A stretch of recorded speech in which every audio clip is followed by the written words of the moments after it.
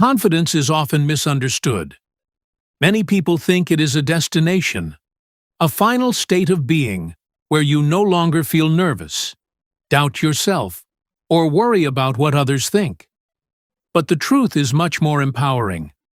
Confidence is a skill, not a personality trait. It is something you build, layer by layer, through action, mindset, and consistency.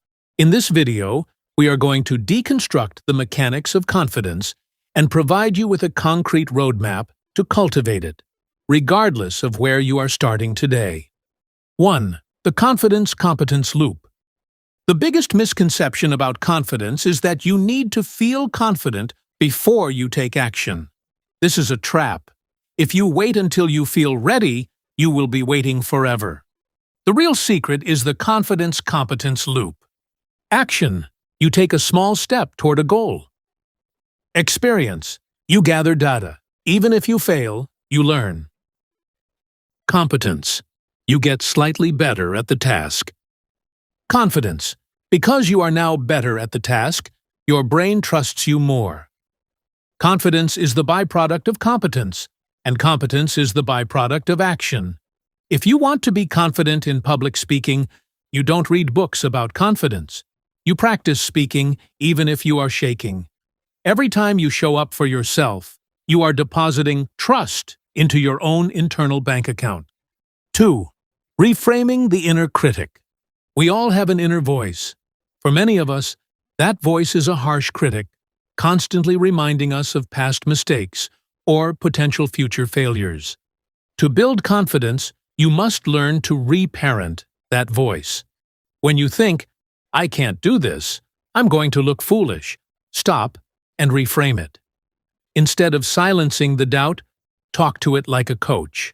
Say, "I am nervous because this is new, and that is a sign of growth. I am willing to be a beginner at this." Actionable tip: the evidence file.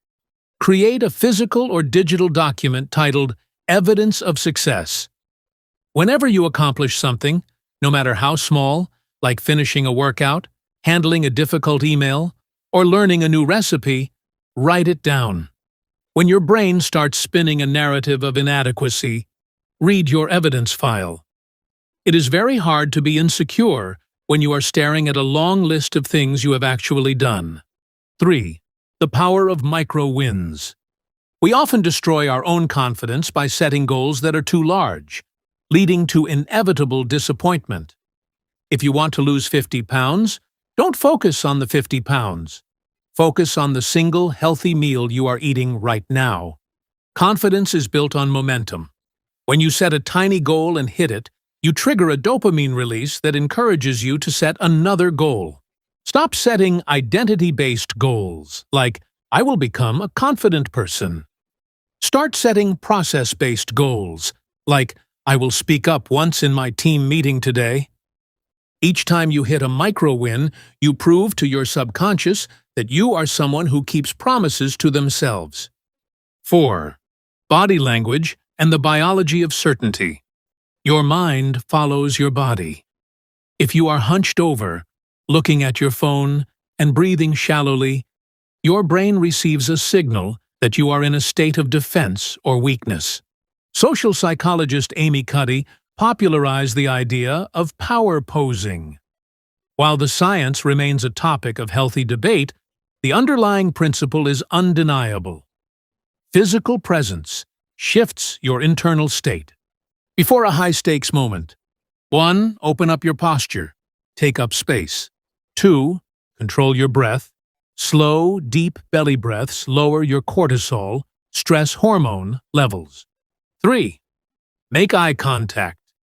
It builds a bridge between you and the other person, forcing you to remain present rather than stuck in your head.